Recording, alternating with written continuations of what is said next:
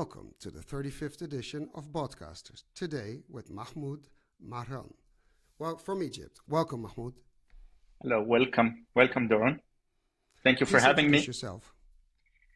I'm Mahmoud. My whole career, and I consider myself very lucky because my whole career is working around serving customers. Since I graduated 2001 till now, I'm just working with customers. So I can tell you I've dealt with any type of customers. Those who the companies call them the mass, and those who are segmented under creme de la creme, as they call it, or the premium or whatever. And I've dealt with companies starting from the startups, moving to SMEs, large local accounts, companies, and multinational. And So then you've seen the whole spectrum. Yeah. And then I was very lucky as well to move to the next level of serving customer, which is serving the customer digitally. So this has helped me very much because I already know the customer. I know how they ask, how they speak, what are the expectations. As I told you, this helped me a lot. And then you ended up in conversational AI. Yeah, exactly. So how did that happen? I was working, as I told you, in the operation, serving customer in a way or another, in enterprise or B2B department.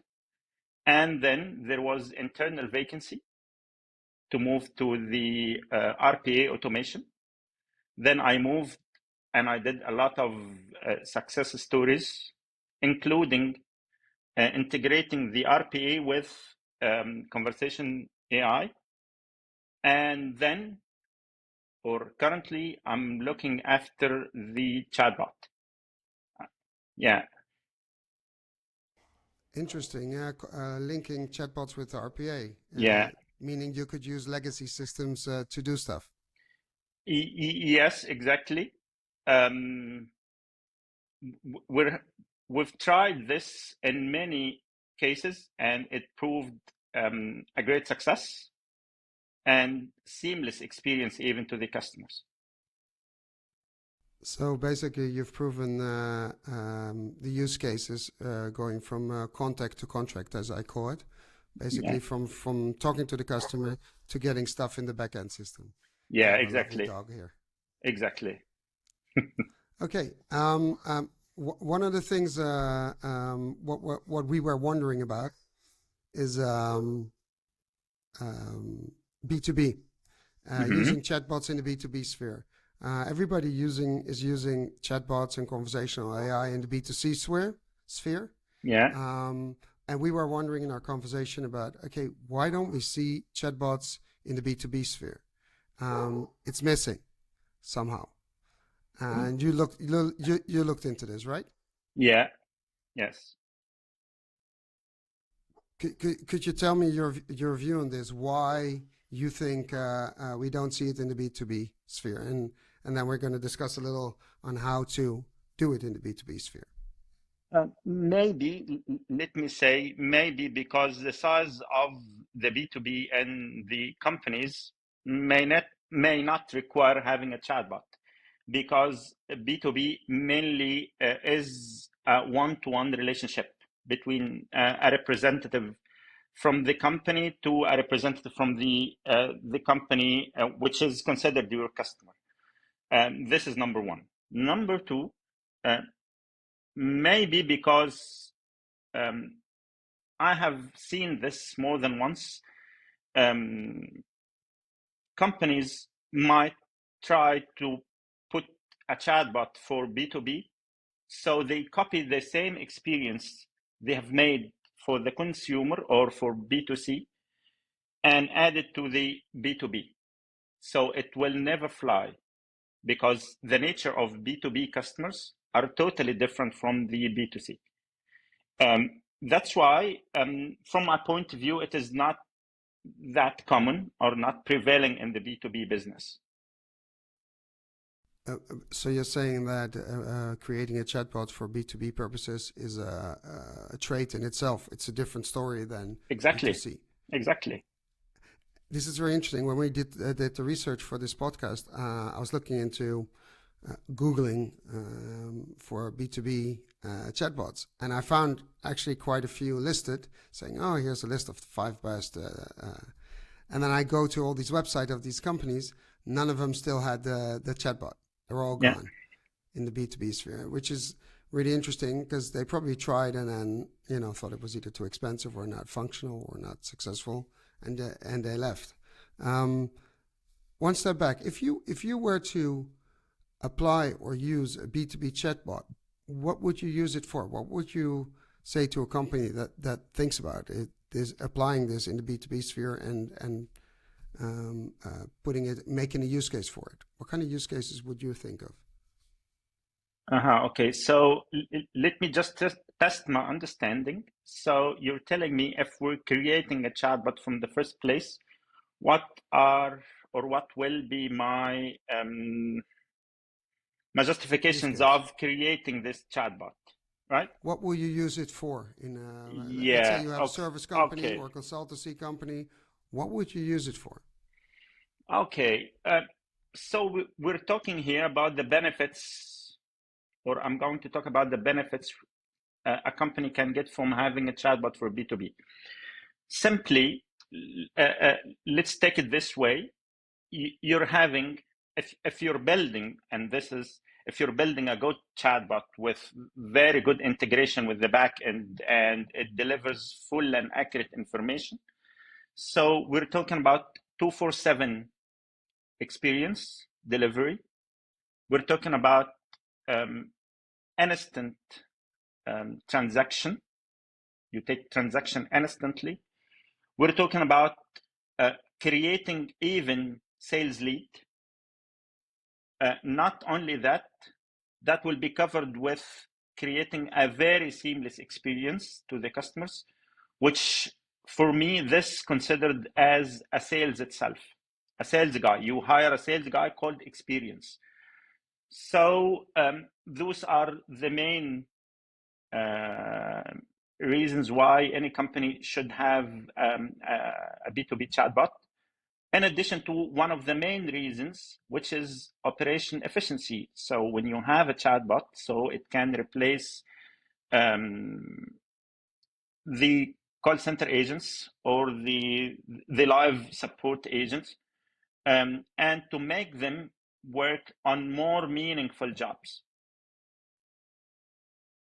If you talk to companies about this or you speak to people about this in the field, are there a lot of people scared of doing this? Because the moment you say, and I know we discussed this before, you say replace a customer service agent, that doesn't mean we replace the agent itself. He moves on to more purposeful or more meaningful things in the operation. We don't kick him out of the operation. We need his knowledge. Yeah. But what I hear in the B2B sphere, and I think that's why a lot of the projects failed, people start a project with the idea, oh, then we can kick out a lot of the stuff and we have operational efficiency, but in the wrong way. Because by kicking out people, you kick out the knowledge of the customer and the products, and you end up losing customers. Yeah, exactly. So how do you view the integration between a chatbot and the customer service department? Because then we talk about, okay, let's say you build a chatbot and it does what it has to do. It's linked, connected to the backend. It can do a transaction or an administrative process or what have you. How do you integrate it into your operation? How would you go about doing that? Because I know from a B2C perspective, it's really, really hard to create an organization where the chatbot works together with the customer service agents or the advisors. And I can only imagine that in a B2B environment where it's probably knowledge intensive, it's even more complex. So how would you go about doing that? Okay, so the question is how to integrate the chatbot with the customer service, right? Okay, let me tell you something which I consider one of the biggest mistakes companies might do, which is creating a chatbot which is knows it all and does it all. This is one of the biggest mistakes. Too big, not too big to fail, too big it will fail. Yeah, exactly. So definitely there will be a room for transferring the customer to a customer service agent. And this is very dangerous, by the way, not to create a chatbot for just the efficiency. Your customer will go to another competitor, by the way. If anyone did that, I can tell you confidently, his or her customer will go somewhere else. I think So that's the reason why some of these chatbots were discontinued, because they were losing customers. yeah, so if you are intending to build a chatbot, definitely you have to put an end in mind that the main reason you're building a chatbot is for customer experience, for creating a better experience, not just for having a digital transformation, not for having a fancy chatbot on the website or on the app. This is a wrong approach, actually. You create a chatbot for better experience. And if you create a chatbot for better experience, you have to leave a room for letting the customer to talk to an agent, because as I told you, know it all or do it all, one of the biggest mistakes. Your chatbot will never be able to do that. So Can I, if I sorry, Mahmoud, if I summarize that, would I be correct to state that a technical requirement would be, if a company would select software, chatbot software, or a chatbot platform for their company, that one of the technical requirements would be integration with live chat? yes, a seamless handover. yeah, exactly. Okay, because that's one I see very often that's forgotten in the choice or in the requirements list. Yeah, let me tell you why this is important. Because if you're building a chatbot that is able to do 70% from the tasks or the inquiries or the requests of the customer, and on the other side you have a call center, the remaining 30% will make the customer ask, why should I contact the chatbot and then contact a call center agent, as long as the call center agent is able to deliver 100%. Right? So, Right. So you have gained nothing then. excuse me? If that happened, you have gained nothing with implementing a Yeah, chatbot. yeah. But if you create the chatbot and it is with 70% capabilities of delivering information or fulfilling requests, and you're leaving a room for agent transfer, then the customer will be transferred through your chatbot. So the chatbot will be the door for fulfilling whatever he wants. And let me copy the statement I've heard even from you, is it will be the easiest way to move from point A to point B.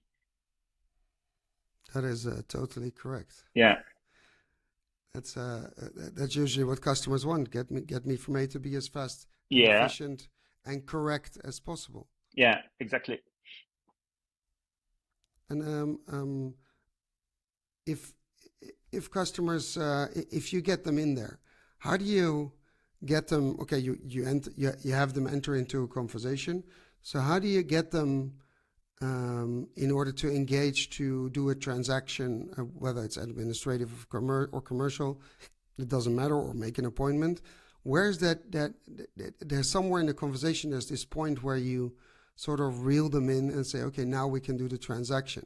What I see in B2C very often, it doesn't happen. It just stops at conversation, very little transaction.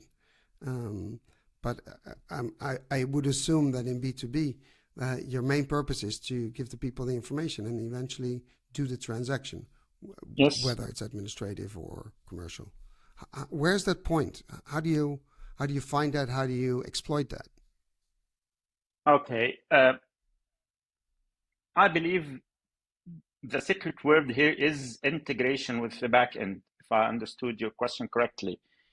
Yes, you understood correctly. Yeah, the secret word here is the integration.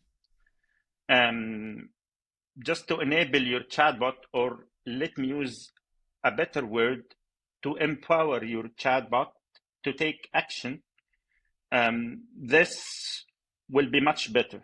So if you want to start from the scratch, you don't have to start with all. Knowing your customer very well means that you know the demands of your customer. You are segmenting your customers, so you know when exactly they ask what. So, for instance, to start with the highest demand request or information, then to roll out the rest. And as we agreed before, leaving room for to transfer to agent will keep the customer come once and twice and again. And by time, the more integration you make till you reach whatever target you want to. So you can start with 10% integration, then 20%. So you can say by the end of the year, this year, we will be having 50% integration of what the customer wants. And now, let's say the customer enters into your bot, starts working with you. How important is it? Because we say you have to get from A to B as fast as possible. How important is it to have the voice of your brand in there? Because that's one of the things we see in B2C, is that the branding, very often the chatbot lacks the branding or the way you use the voice of the brand in the conversation. And then the experience you would have if you talk to a customer representative or a customer service agent and the chatbot are two different experiences. And this is how you started, with experience. It should be a great experience for the customer. So how important is it to translate the brand or the brand experience into the bot? And how do you check that? You understand the question? Maybe I give you an example. Okay. When we tried one of the previous podcasts, we tested the chatbot of Virgin Atlantic. Technically, it wasn't all that bad. Functionality you could discuss, but if I tell you Virgin Atlantic, you think Richard Branson, you think this is a ballsy brand with flair and chic and pizzazz and whatever, but at the same time 2 feet on the ground. Now you come to the chatbot, and it's nothing like the brand. It's just way off. Your experience is basically boring. Not even it tries chit chat. It doesn't work. So that it's not efficient. So the brand it doesn't resonate in the chatbot, and that sort of puts me off as a consumer. Now, as a consumer brand like a Virgin Atlantic or Coca-Cola or brands like that, that is really important. But how important is that in B2B? Is it more important to just A to B as fast as possible, as functional as possible, or somehow enter the voice of the brand in there? Look, I'm not a branding guy, and I have no idea about branding actually. But I tell you my own. Chatbots. Yeah, but I tell you my own point of view here. What you're saying might be intimidating to a company to create a chatbot, because they might ask themselves, well, we're having a very strong image in the market. So can we create a chatbot from the scratch? Then the customer interacts with, then they don't see our image, or they might have a negative feedback which contradicts with the message we always try to convey. So from my own point of view, from chatbot experience, not branding, start anyway, as long as you put the experience in front of your eyes, or you put the experience at every action you're taking. You're not putting the savings. You're not putting just having a fancy chatbot on the website. When you put a chatbot and you're having an intention to deliver a good experience, this will translate into very good branding. So as I told you, you should not start with excellent, full integrated. Start with iterative stages. So this will deliver a very good chatbot experience. And let's go to Siri. Definitely you know it. If you remember the first version of Siri, if you compare it to today's version, it's totally different. So I don't think that Apple thought this way. We should not create something that will take our brand away from the image, or the image the customer are having for Apple. So this is my point of view. Is that good? Basically, you're saying it's something that needs to develop. In that sense, I also have another question, which comes back a bit to the previous.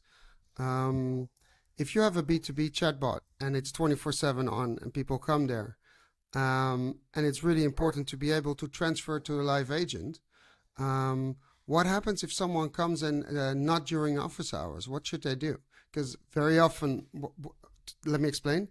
Very often I see that they have a chatbot and it's available, but if it's on a weekend or at night hours when there's no agent available, it does not ask me for my phone number or my email address. It just leaves me hanging. And that's B2C actually. I don't understand that. And so how should I manage that in B2B? Because that's probably a similar problem. You know, when you were just telling me the problem you faced with this chatbot, you said the solution. You said it didn't ask me my email, it didn't ask me my phone number.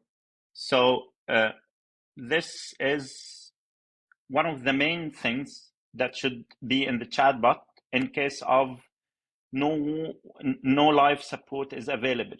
This is number one. Number two, creating a clear expectations that we're having a live support from two, and in the time where the absence of live support, we can help you with 1, 2, 3, or we can take your email, we can take your mobile number, and then we will contact you later on. So basically, it's the same as in B2C. Manage expectations and integrate it in your backend, because if someone leaves their email address and phone number, it needs to land in your CRM system. Exactly. And in B2B, as I told you, I already have experience with B2B customers. The working hours are the times where the majority of the customers are calling. B2B customers were calling the call center. And in Egypt here, the working hour ends at 5. So the number of calls or number of requests decline starting from 5 till it is almost not there starting from 12 a.m. So basically, it's yeah, less of a problem. The volume is low, and therefore, if someone leaves their data, then it's easy to call them back the next day. There should be enough resources. Exactly. There's one thing that popped up in my mind. Another requirement that follows if you ask people to leave their phone number and email address is privacy. So that safe in terms of safety of the chatbot. There's of course a lot of platforms, and not every platform is as safe as the other. So you have to understand GDPR wise, where does my data go? Yeah. Even if you integrate it with your backend, it goes somewhere over a server. So that's something you need to be aware of. Yeah, and this one of the rules, I call it goes without saying. So between two companies, when we sign a contract, we're both make sure that we are in compliance with whatever the regulation. In Europe, you have GDPR.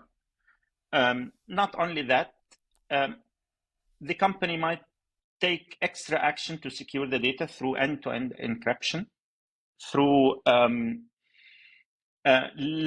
limiting the access, not to make the access for the customer data for everyone. Ongoing, one of the actions just to secure the customer data is ongoing audits on the customer data. So this will guarantee. That makes sense. That's and what if you would turn it around? Now we're talking about a chatbot sitting on a website, waiting for a customer to come. What if we would turn it around? Let's say the chatbot approaches a customer, let's say on WhatsApp or another medium, and the B2B customer gets a message, a commercial message or something, or service message.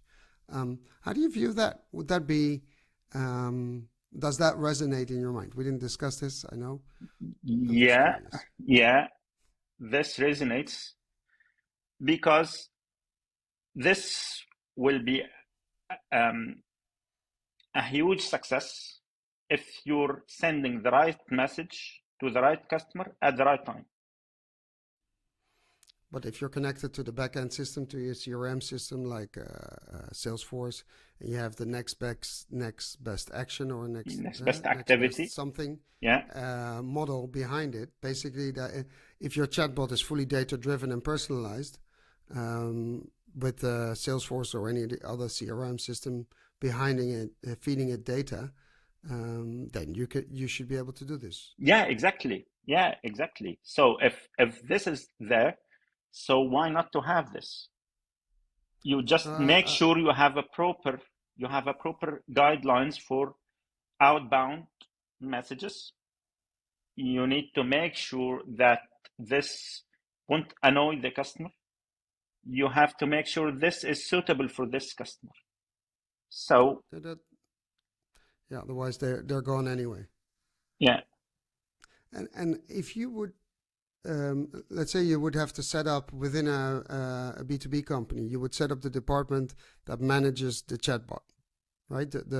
Where would you place that department? Would you place it with communication? Would you place it with marketing, or on the sales side? Because what I see, there's always discussion and there's lack of cooperation, or with the online team.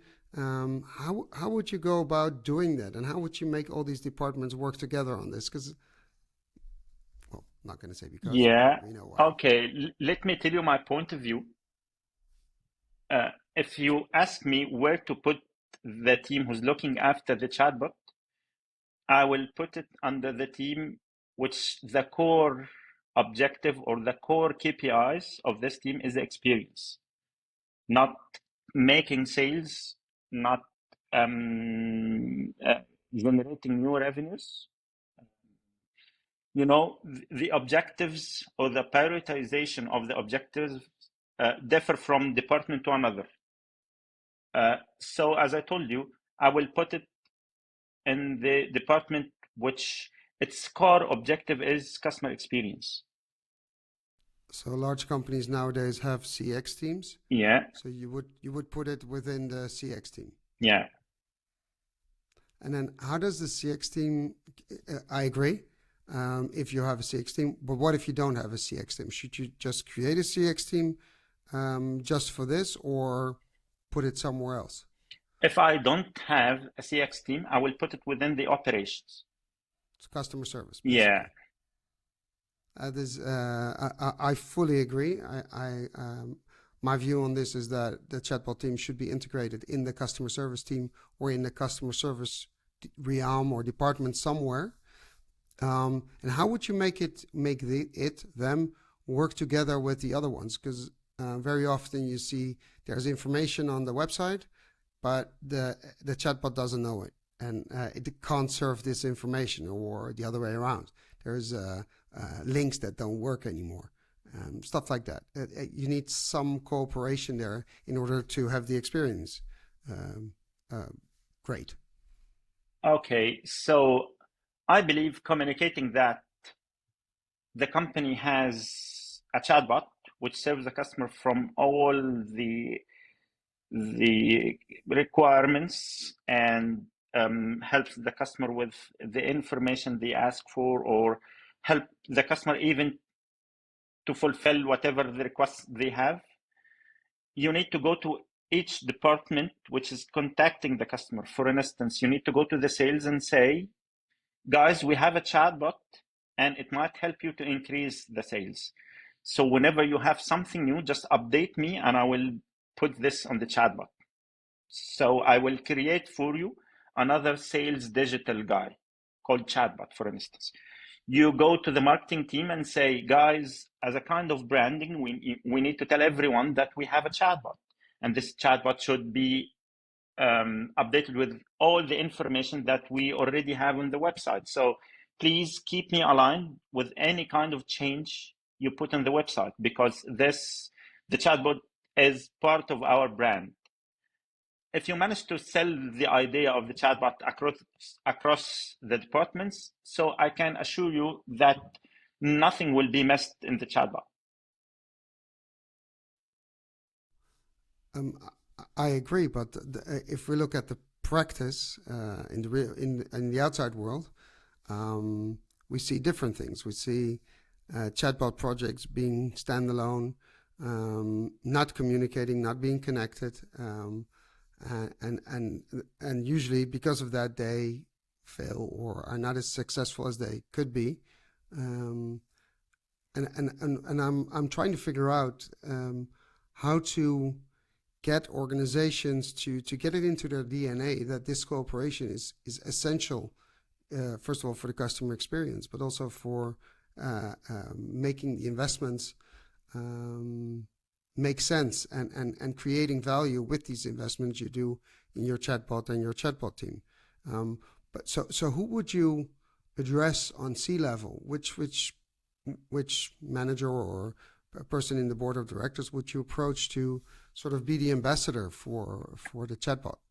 Because my strong feeling is you need one, but then again, who should it be? If you ask me, I will go directly to the one who's looking after the operation and CXX. And in majority of the companies, he is the same one. So this is the one who will be my ambassador, or the one who will help me to sell the idea of having a chatbot. Because so the COO usually. Yeah, or exactly as you said, because he's the one who will help me to deliver my point of view and delivering excellent experience. Not only that, making sales through creating sales lead. Not only that, making the brand looks much better. So he's the one who will help me to spread this message to get the buy-in. And if we then go back all the way to the beginning, let's say a company wants to start with, they have no chatbot. It is a B2B environment. How would you go about selecting the technology? Because again, what we often see in failed projects or projects that are not as successful as they could be, that somehow the tech was selected because we already have Azure or something else, and this matches with it, and then they tend to forget that the business needs to deal with something else, and somewhere down the line they figure out that the technology cannot do what they need to do or cannot interface with the backend or whatever. How should they approach, or newbies, how should they approach selecting technology for B2B as we talk about chatbot platforms? Okay, so if you ask me how I will select the proper technology, which helps me to create a very good chatbot, so I believe a few research you need to do. You need to try something for your own. For instance, you go to a company that uses Azure and try, or uses Watson IBM solution, and you try it, and you can tell which one is better in LU. which one was better in understanding what you're saying. This is number one. Number two, after you select the NLU technology, then you need to select a technology which helps you to analyze and measure the success of the NLU itself. There are companies. Am I allowed to mention a name of a company or something? Yes, you are. We'll tag them in there. It's not. We're trying to help our community. So if you Yeah. work with companies that do something exquisite, please tell Yeah. us. There's no commercial relationship with any company. Okay. Keobox, for instance, Keobox helps you to create a dashboard which tells you how far your chatbot is understanding, how far it is confident, how far it is replies correctly to the customers. So having this dashboard, it tells you a lot of the interactions between your chatbot and the customers. Having even technology which helps you to create a seamless flow, like voice flow. This is a company is specialized in creating chatbot and voice bot flows. So this will help you in creating a seamless flow, and you can try it even before releasing it to the customers. So having a system which seamlessly transfers the chat from a customer to an agent, and if you have enough budget, so you can say you can transfer the chat to a dedicated agent or a specialized agent. So these, if you know the problem. yeah. So these technologies will help you to succeed. But these are separate technologies. How Yeah. would you integrate them? Should you use an external company, or you should do that internally? If I have the technical experts within, so they will know what to do. If I don't, so I will hire someone. And if you then talk about you have several of these technologies, and then you start. You just said in the beginning, if you start as small as possible, just a tiny use case, make it work, and then the next and the next, and then iteration after iteration. That's what you said, right? So how would you go about choosing the right use case to start with? Because on the one hand, I'll try and explain. On the one hand, if you want to show the company that there's a lot of value to be created by the chatbot interaction with the customer, you would choose a big use case that creates a lot of value, but at the same time, that's risky because you really don't know yet, and the customer doesn't know, so you need to learn. The other hand, if you start really small with a really small use case, the impact is really low, and then they say, yeah, but it proves nothing. How would you go and select the right use case, whatever that might be, to start with? Okay, so I'm not into choosing. If I will start with a use case, I'm not into choosing a small one because it will eventually have a small impact. However, if I going to start, I will start with a use case that has a lot of demand. I give you an example. In telecommunication worldwide, there is a demand for B2B called I need to change my tariff or my company tariff. And this has to be just to ensure proper calculation. It is preferable to change it on the date of the bill issuance. So on the call center, and the date of the bill issuance, they are expecting huge number of calls. And majority of these calls are asking for the same question. I need to change my tariff. So if we are intending to build this on the chatbot as the first use case, and you want to guarantee 100% success, the success here lies in proper testing before release to the customers.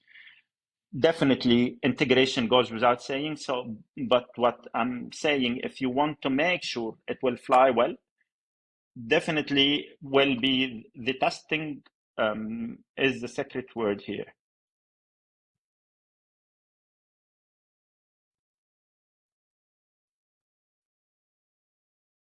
I cannot hear you. I'm sorry.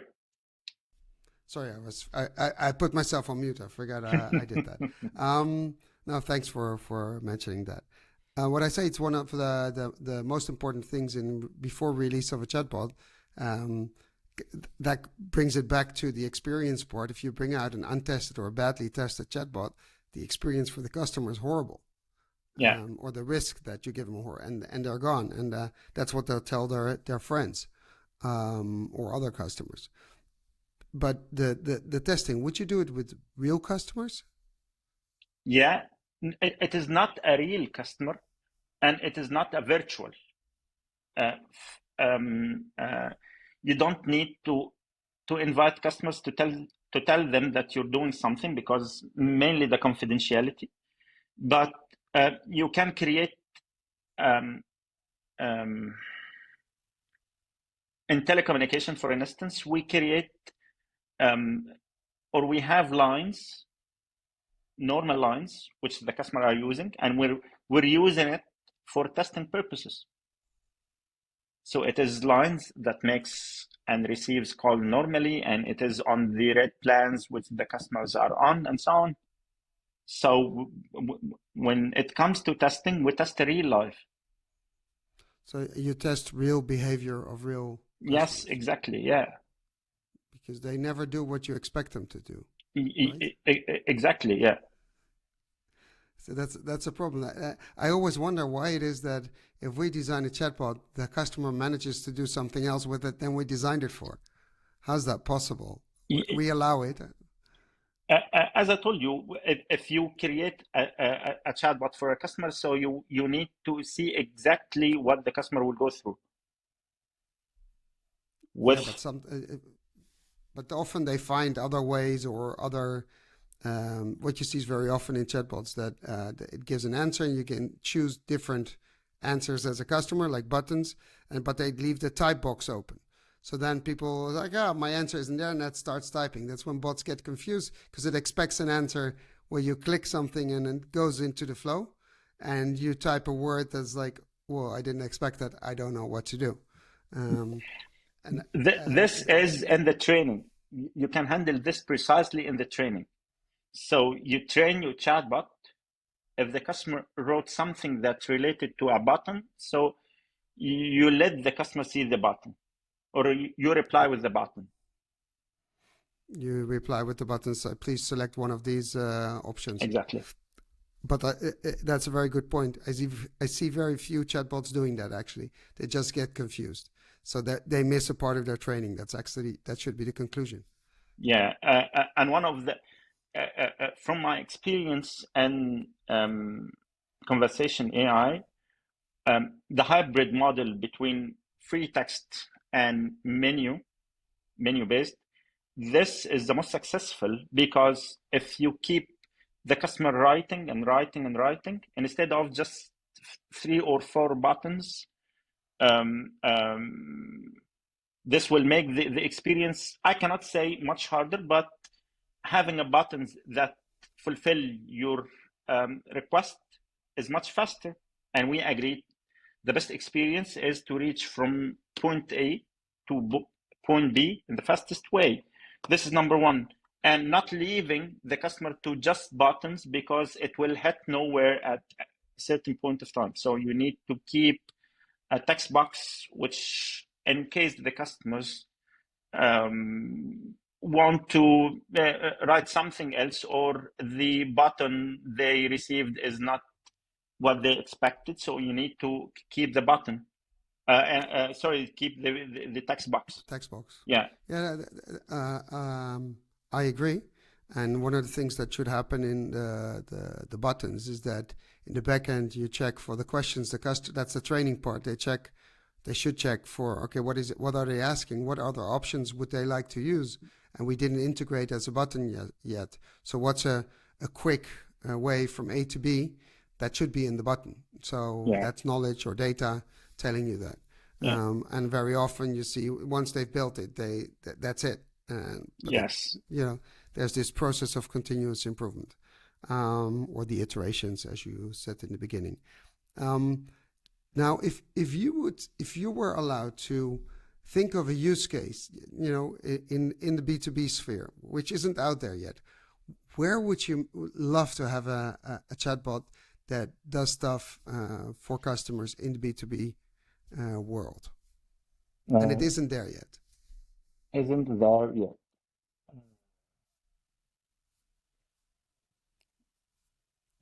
I didn't ask you this beforehand. I'm just... No problem. I'm trying to think.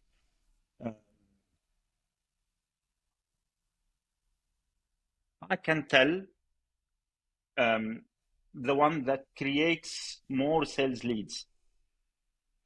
Use case of more sales leads through integrating with, as you said earlier, with SAP or creating the next best whatever. This is not there.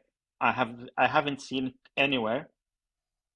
To come up with a use case that tells the customer that this offer or this option suits them better and will give the customer more value. So if you ask me, so this is the use case I really want to be there. Before we did, thank you. Before we started recording in the preparation, I looked at some out of interest at some consultancy firm websites, worldwide consultancy firms, which have vast amount of knowledge and reports, etc. There's tremendous, huge databases. Okay. And these consultancy companies are all about sharing or creating knowledge and using that to serve their customers, right? Okay. I would assume that these companies would be perfect to have a chatbot where if you look for knowledge and information, they guide you through what they have and with the research they already did and the reports they have, instead of having me search their website or websites, because they're international. And then as soon as I'm there, start asking me some questions about where I come from and what I do, and then create a lead out of me or out of my business for them, because I'm looking for specific knowledge. Okay. And what I see now, if you're on their website, you're Googling or you're on their website using the search bar, there is no commercial, there's nothing. You just get the information, that's it. And so you go to a website of one of the big consultancy companies, you use the search bar, you get the information, you find the report, and you're gone. But hey, why don't I get a message in a chatbot after I got the information? You want to talk to the consultant in charge of, or one of the lead consultants in charge of that research, to get some more information that would pull me into the company as a sales lead. Yeah, this is a very nice move. Yeah, I liked it. I like the idea. But it's not happening. I just, they invest so much money in knowledge and reports and research, etc. But selling me that, or getting me, because everybody Googles and finds it, I find that astonishing, because you have so much value and you're not using that to create more customers. Whereas you have the data, it's not that hard to put a chatbot on top of that and a little bit of AI and get me, pull me in. Yeah, that's why the experience matter. Or what I mean by the experience, your experience with chatbots. So you can tell where and when to put a chatbot. So in this use case, I really like it. So I wonder why they didn't. I have the same question as you do. I think it's just not in their and actually it's interesting. It's not in their marketing mix. Maybe. What I see is I was on a recording of another company. I was in a sort of a broadcast or a live stream And we had a discussion about this, and we came to the conclusion that the people that are doing marketing and communication for companies, whether it be online or offline, doesn't matter, they don't have the chatbot yet as a channel, as a proper channel on their Mindset. in their scope, in their mindset. Yes. And the moment you don't have that, you wouldn't consider it for instance, for conversational commerce. Whereas if you think about email newsletters, why not send me a smaller newsletter with just the stuff I'm interested in WhatsApp and have me click and buy? Okay. Let me tell you something. I have seen it myself. One of the most successful chatbots I have ever seen is the one which the company, the guys who are working with or working on the chatbot, are fully integrating all the journeys they create with the marketing team. So whatever the marketing team is doing, so they consider the chatbot in the journey. Not only that, the marketing team is using the chatbot as a kind of engagement with the customers through creating a gamification in the chatbot. We create a game to let the customer engage with the chatbot. It is not engaging with the chatbot itself, it's engaging with the company brand. You understand? So this is one of the most successful experiences I have seen when the marketing team is in cooperation or in day-to-day communication with the guys who are working on the chatbot.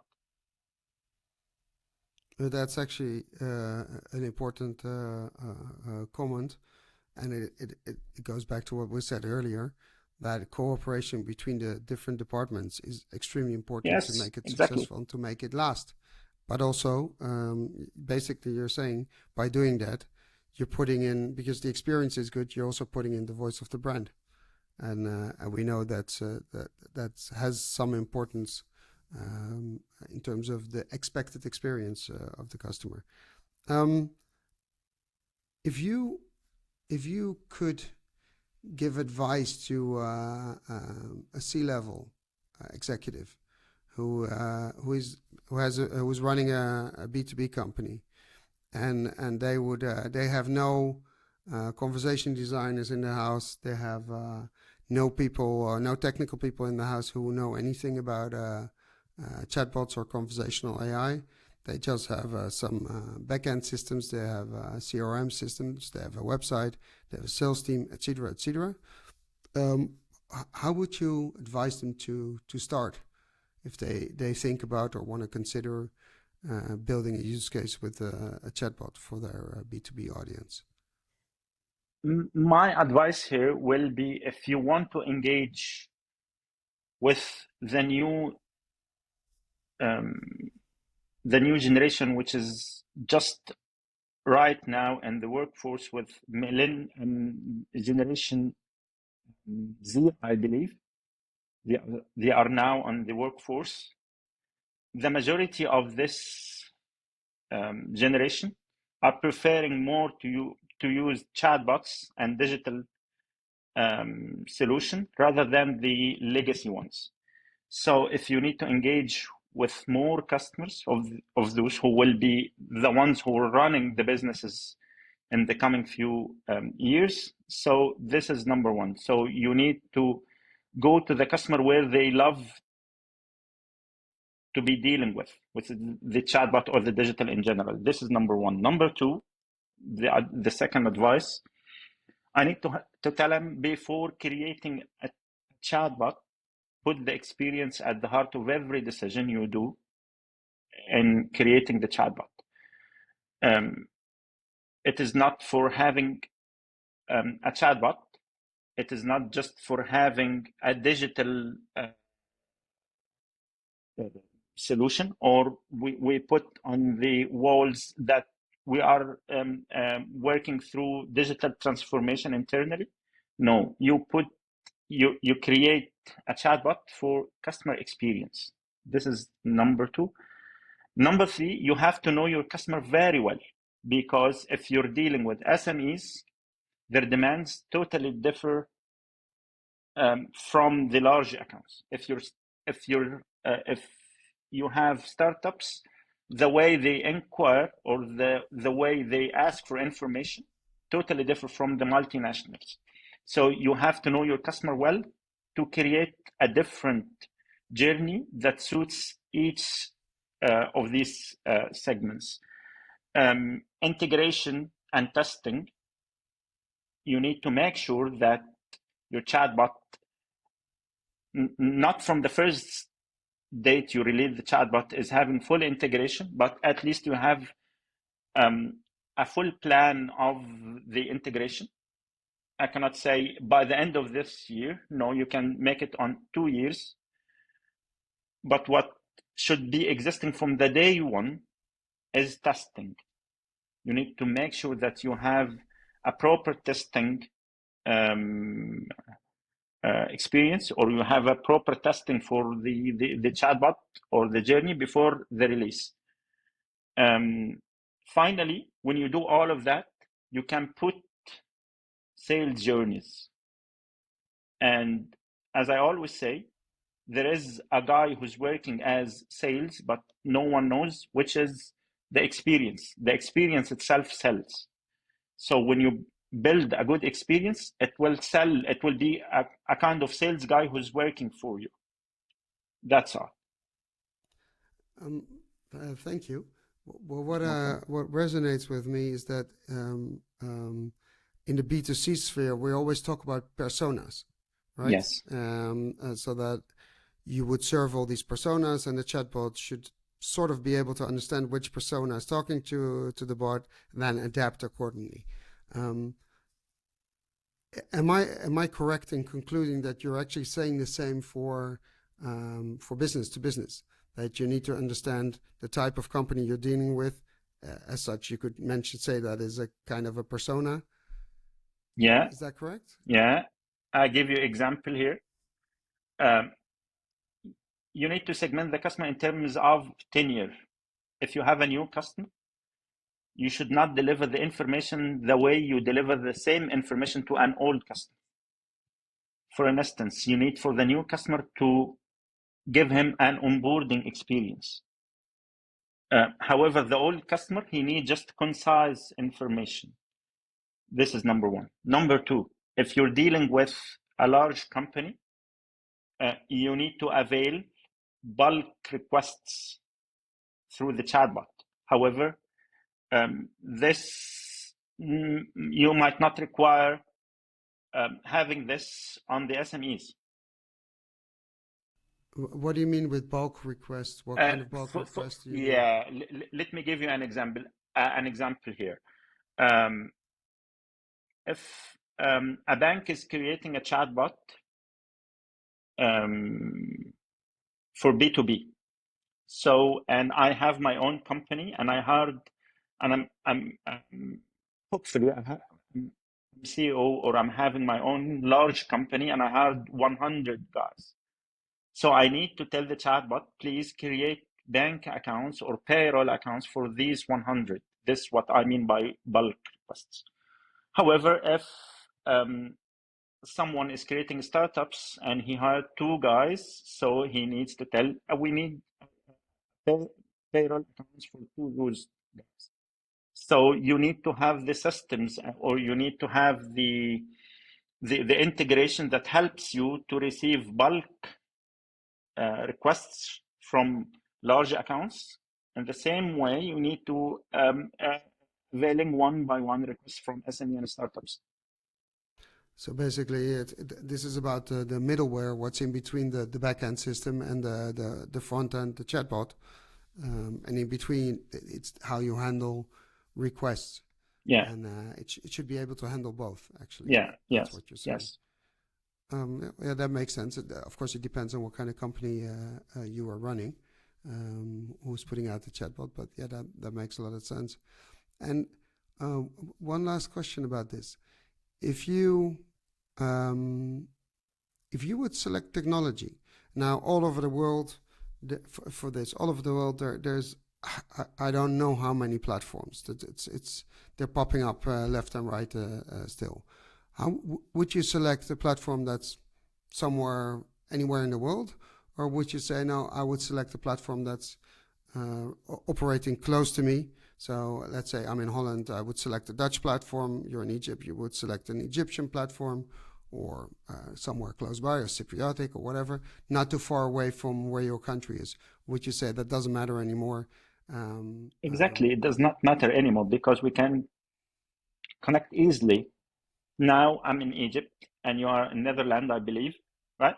Yeah, Amsterdam. Yeah. So if I have an issue, so I can reach you, I can reach out easily as long as we have an agreement and we have a service level and we have escalation matrix. So why not? As long as you are providing the best technology. And value for money. Yeah. So basically what you're saying, in terms of technology, the world is your playground. Yeah, exactly. That makes it, that also makes it really interesting and a little bit challenging though. If you talk about data security, etc., not every country has the same rules. In Europe, we would say, okay, we don't want the data to be in the US. So working with the US platform, they would need to have a server in Holland. It needs to be, or in Europe, within the borders of the European Union. I need to be able to physically go there and check if I would want to. Nobody does, but that's one of the requirements a lot of companies have nowadays. So if you're working internationally, it can be quite challenging to select a platform that can do all that and abides by all the rules. You're totally correct. However, if I am in Egypt and I want to have the technology of someone who's working in Europe, so I will create my data privacy agreement, which we both sign. So this, for me, this will not be a big issue as long as the provider I chose having no concern on signing my data privacy. And what you're saying here is important because you're saying your data privacy, not Yes. theirs. Because a lot of times these are different documents, different rules and regulations. So for basically for someone who's buying the tech, make sure you use your own data privacy term sheet, Exactly. which abides by your local rules. And if they sign it, then legally, at least you're correct. That doesn't mean in actual world it Yes. is fine, but legally you've done the right thing. Yeah, exactly. Of course, we thought of a chatbot to test, and we both had a hard time finding B2B chatbots Yes, to unfortunately. test. I was amazed by although some research actually indicated that the amount of B2B chatbots is really, really low for whatever reason, where the value that you can create is really huge. So I think we'll see that breakthrough coming in the next year or two. Hopefully. But we found two, and I'll share the first one. We'll go and test it. Let me here. It's an IT company called ConnectWise. Okay. And they're specialized for MSPs. And I found a chatbot. And I presume you can see it? Yeah, exactly. I can see it. It says this is a live chat, but it also has a chatbot. And here it says, "Hey there, what can I help you find?" And then it says, "I'd like to chat with someone. Tell me about your products. I have other questions, just browsing." And I was going to say, I have other questions. And let's see what it does. And then it says, "What can I help you with? Get support, learn about pricing, explore products, browse resources." What shall I hit? Not get support, because then I get the live chat. Which one do you want me to? Live chat. Just try live chat.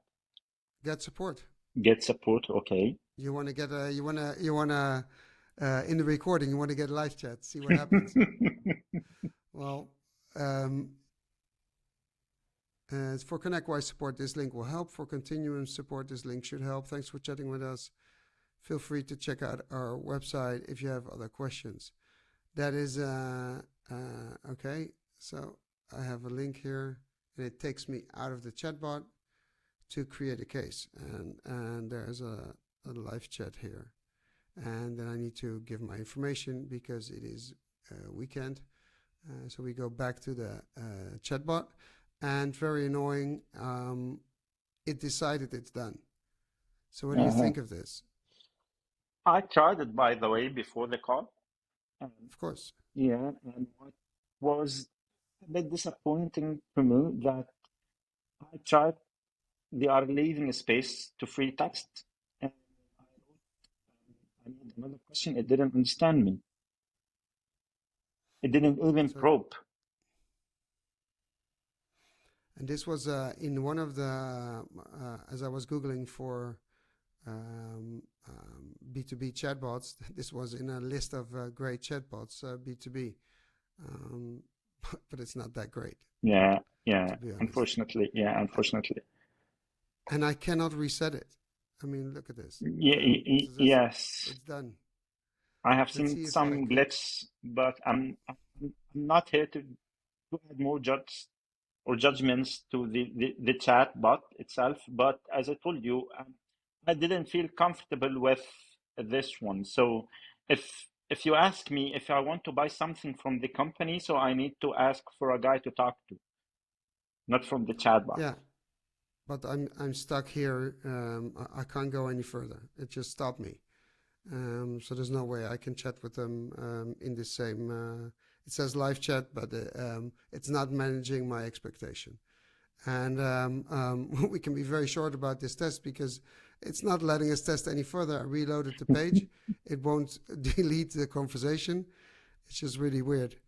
So unfortunately, I don't think this chatbot is very helpful for B2B purposes. Although this was a recommendation from Google. I found it on a website of a company that analyzes chatbots and makes lists, etc. And this was on a list of 5 very good B2B chatbots, but not that good. Yeah, I'm sorry for ConnectWise, but it could use an upgrade. Now, I didn't expect it to be this short. However, I'll stop sharing this one. I have an. You just Mahmoud. yeah, yeah. Because I need to charge the phone because it gave me it's about to drain. The battery is about to drain. Okay. So you charge it. Then we go to the. I have another one. Ready. I have a question for you, by the way. Although you are the one who are making the interview. How about using LLMs for B2B? What do you think? This is very risky for me. I have my answer, so I need to listen to you first, and then I will let you know what I think. That's a really good question, and we didn't rehearse this. I'm really glad you asked this question. Well, I think just using a general LLM like a ChatGPT and put it in the wild on your website, that's almost the same as committing commercial suicide. Exactly, yes. Because it is totally unpredictable. In the last podcast we put out there, we tested a commercial application with ChatGPT called ChatPDF, and it promises to answer any question you ask about the PDF. ChatGPT was used behind the scenes. Of course, we uploaded 100 pages of a book, and then we started asking questions. But then we figured, let's do something that's not expected. Ask a question about the ending of the book, which is not in there. And it gave us the correct I know the answer, ending, yeah. But it shouldn't have, because that wasn't in the PDF. So we're like, okay. A breach of the copyright. That, but also the problem is if you don't know, you ask a question to PDF, you don't know if it's making up the answer or getting it from the internet, but it wasn't definitely not getting it from the PDF. It was getting it somewhere else.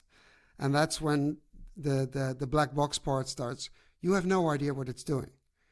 And I think the EU Act is really going to help with that, because in complex stuff or risky stuff, it is asking for full transparency, what it does, how it does it, and where it gets it, and give me the reference.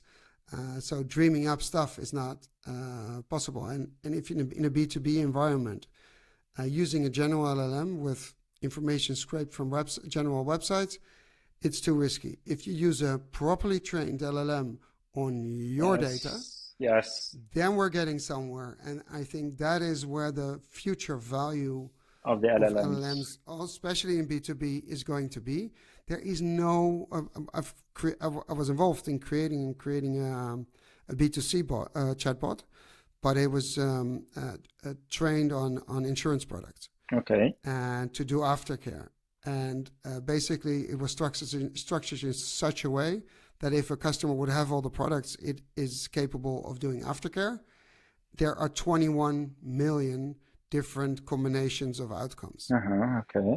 There is no human advisor that is able to do that. Impossible. Yeah, sure. So, and there's no AI involved there, because it's still too unpredictable. And according to rules and regulations, you need to be able to give the same answer to a customer as the same products. But as the model evolves and the algorithm changes, the outcome today could not be the outcome tomorrow for a customer with the same situation and the same product. And that's what you can't have. You need to have the same response. So that's where in due time it will be able to do that. But as it's developing still, it's too risky. Now, having an LLM just trained on your data and answering specific questions on that could bring and will bring a lot of value. And at the same time, a lot of companies are now promoting ESG standards, environmentally. Basically, they want to operate green. If you want to use ChatGPT, there's nothing green about it.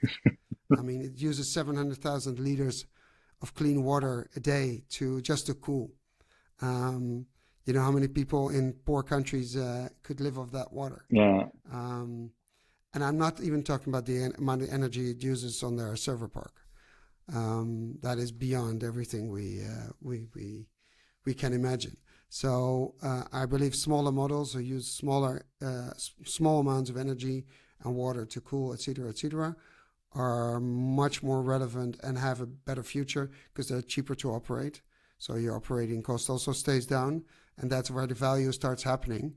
If the costs are really high and you create value, you have to create so much value in order to cover the cost. And I think ChatGPT is going to be in trouble there, even though Microsoft pumped in a lot of money. I think the smaller models that we see popping up create more value and go faster.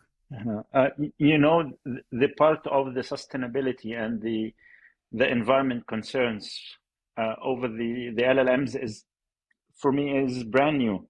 I didn't know the figures that you have said. So thank you for. You're welcome.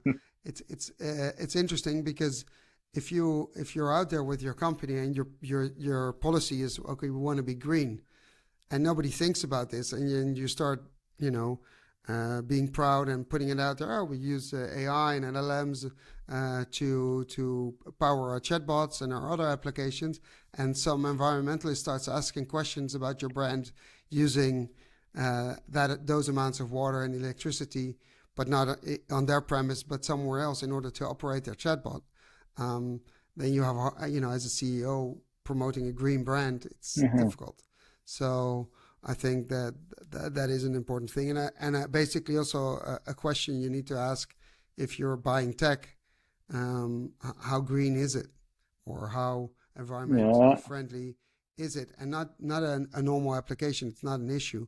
But these models, I mean, with billions and billions of data points, it's, and if you want speed, you need a huge amount of machines, and they need cooling. So that's where the problem is. Okay. But forget about the green part. If you talk about safety, and predictability, which you actually, if you go back to experience, because I think this whole podcast can be brought back to the word customer experience. Yeah, exactly. Your whole story is about, if you get it right, then you win the heart of the customer, or you keep the heart of the customer, and they will keep buying with you because you're creating value for them or with them. But if you get it wrong, they're gone. Yes. And well, this company we just tested, they got it wrong. So not that we're buying something of them, but it could be different. Now, I found another one. Also, I took it from a list. I never heard of the company. And they have a B2B chatbot, but it's in Facebook Messenger. Okay. I was surprised to find it there. Maybe it's a really old one. I don't know. I open it. I'm going to share it with you. Okay. And we're going to see what it does. I haven't tested it, so I have no clue. Okay. Let's see. Hold on. I hope it goes well this time. Not to be disappointing. 1 second. Well, and if it's disappointing, then well, nothing we can do about it. Okay. It's not our fault, right? Yeah. We're not the one who created it. Exactly. There we go. And we're talking about something called Chatbot. Okay. Yeah. Now, at first I thought they would sell me tacos, but that's not the case. It's a company. It's hi there. Welcome to the Chatbot demo. Use the options below to sign up or to try out some of our demos. We call them skills. Skills are divided into 2 parts: lead generation and data skills. It's connected to chatbots, by the way. Lead generation skill help generates leads, and data skills help you enrich lead data. Select an option below. Which one shall we check? View skills. View skills, makes yeah. Sense. Okay. View skills, and once you enter a skill, you need to use the persistent menu in the bottom right, 3 bars, to return to the main menu. I don't see any, but we'll see. Got it. Okay. I have no idea what they meant with main menu. Yeah. Now we have a new message. Our Chatbot. Hold on. Here, our Chatbot subscriptions come with 2 sets of skills. Tool belt, set of data skills that you and your team can use to make your lives easier. Lead generation. These skills are designed to help generate business from your social media traffic. Which would you like to demo first? You choose. Tool belt. Tool belt. Okay, here we go. Which tool would you like to access? Now we get to which dark web scanner or plate number to VIN. That's an American solution. It's interesting. Okay, now your turn to choose. Dark web scanner. Okay. See what it does. Hi, Duran. Cybersecurity is critically important in today's world. We will help you see if your email address has shown up in any reported data breach. Ready to check your email. Let's do this. I'll use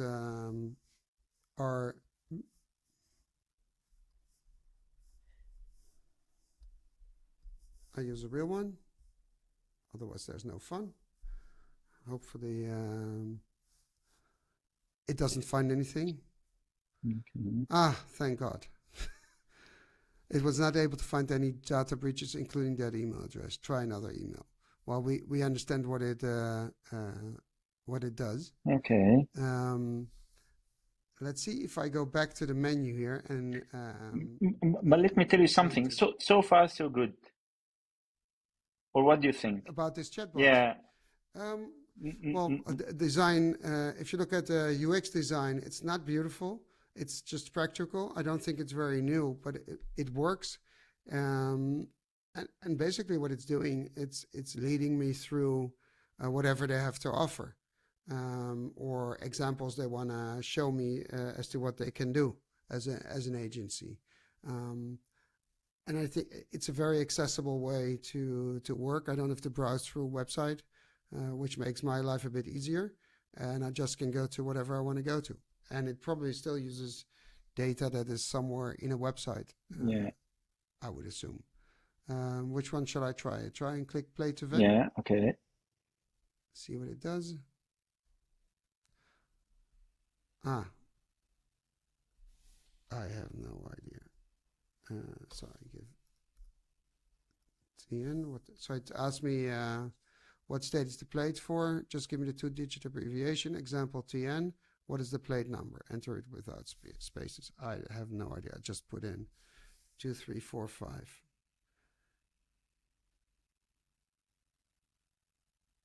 Let's see if it can recognize something. I have no idea what US license plates look like in this case.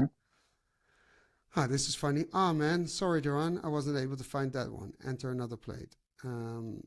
So I don't know. I'm not going to Google American license plates. So let's see more options. Okay. What else it can do? Interesting. Which tool would you like to access? Mortgage info tool or investigator?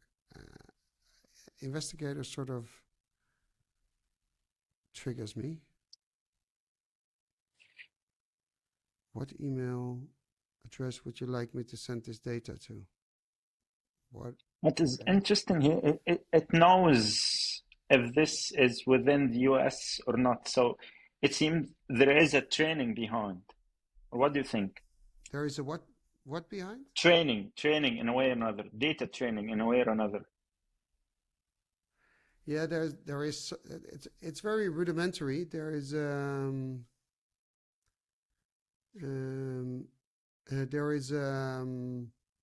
there's some training behind it. It's also because it's in Facebook Messenger. It picks up on my name. Okay. Yeah, I agree. It is rudimentary. However, it couldn't get the plate number you added, and it said this not within the United States. No, it said right. It says I wasn't able to find that one. It just said it couldn't find it in the database. Yeah, it seems so, it has a format of the date, the plate number or something. So I probably did something. I put in something that didn't make any sense. Yeah. Or doesn't. That's not the way they make the license plates in that state or in the US in general. Okay. But I'm pretty sure that the license plate VIN database, like most countries, have some sort of database, governmental database behind it, where you can connect these two. VIN, by the way, for the people who don't know, the VIN number is the car identity number. It's like the unique number in the frame of the car. Yeah. So any car from the US would have a VIN number, and any other car would have a similar number, but it's called differently. Okay. And here is what we said, investigator. It apparently invests property because it asked me what's the zip code of the property you'd like me to investigate. Well, I have no idea. Let's go to mortgage info tool. What's the zip code? There we go again. It's a bit too rudimentary, but it's apparently these are tools of that company which you can test. It's more the idea that you could use a chatbot to guide me through your products and a demo.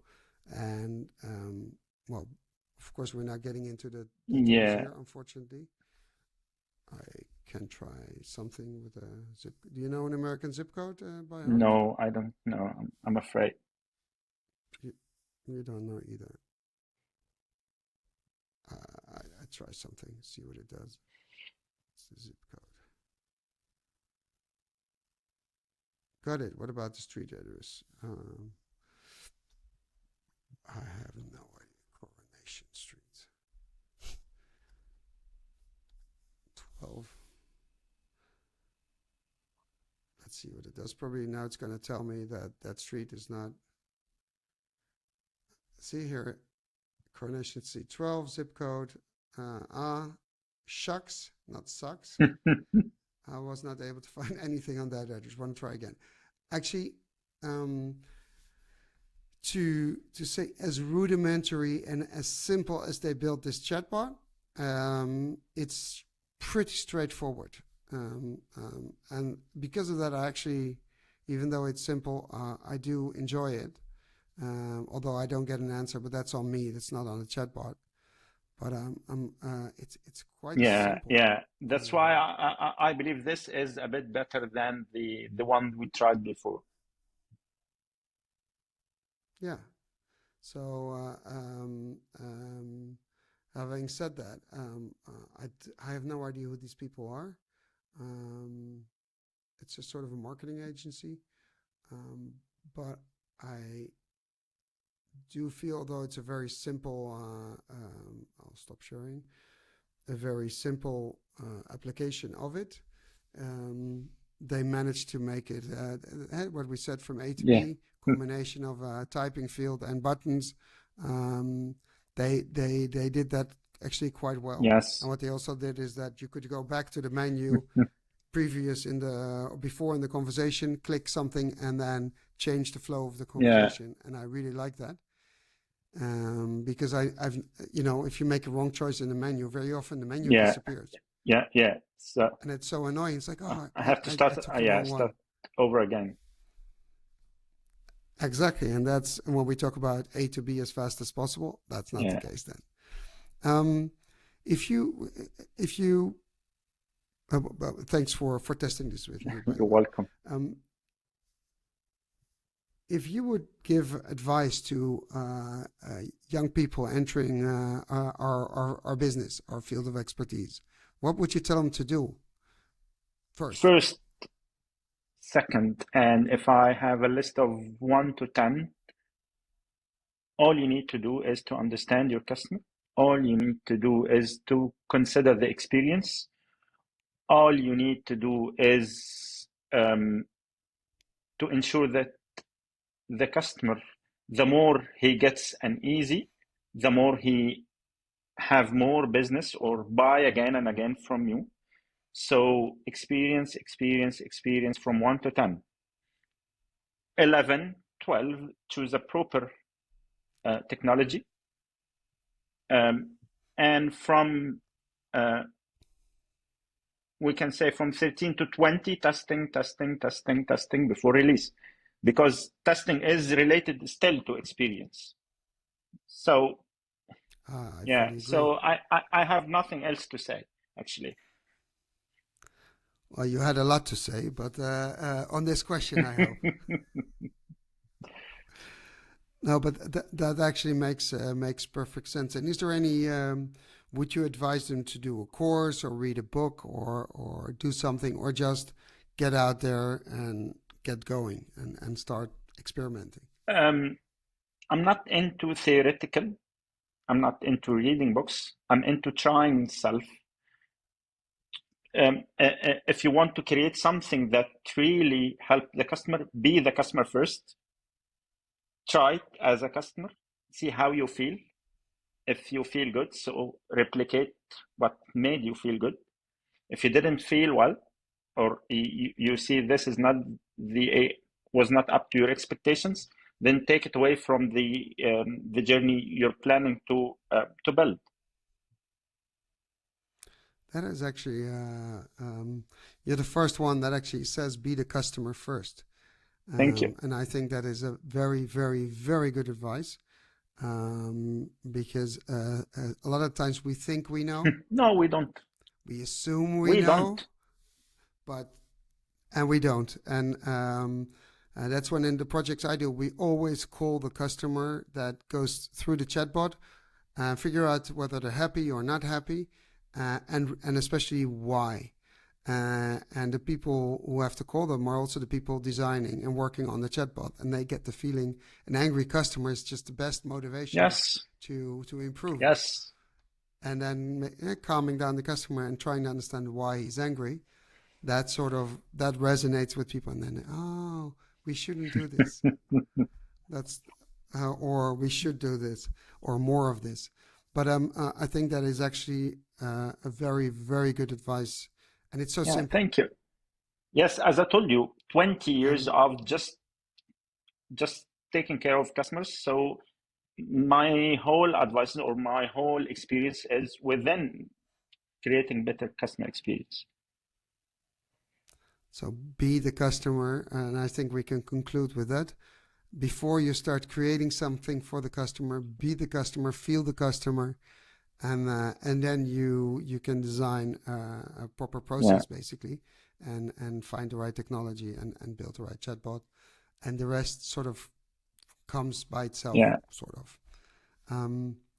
Anything else you would like to add or tell our audience? No, I really would like to thank you for having me. I wish I add value to whomever will see this episode. Hopefully it might help in creating B2B chat. And then if someone has a question, we'll tag you in there, and Sure, they can send you a message. And thank you very much. And I have one last question, which you of course are from Egypt. How many Egyptian companies are using chatbots? Actually, I cannot have the answer right now, but I might search and let you know, make the proper research and let you know. Thank you. Just put it on there, one of the posts, because we see big differences in countries. One country, a lot of text. One country, a lot of voice. Some countries we see combinations. Some countries we see very little or no chatbots. So we see everything around the world, but we know it's a way forward, especially with the hype of ChatGPT and LLMs in general. We know it's coming. And I'm just curious as to how far they are in Egypt and maybe surrounding Let me countries. research this, and I definitely will let you know. I will text you at least if I reach something. Yeah, or put it under the post and just post a link to, I found this, and it's really cool. Okay, Mahmoud, thank you very much for being on the show. Thank you for having me. I enjoyed it. Same here. Yeah, well, it goes without saying. And we stay in touch, and if there's any beautiful developments in Egypt, or some magic chatbot pops up that does something great, let us know. We'll have you back on the show, and we'll thank discuss you, Doran.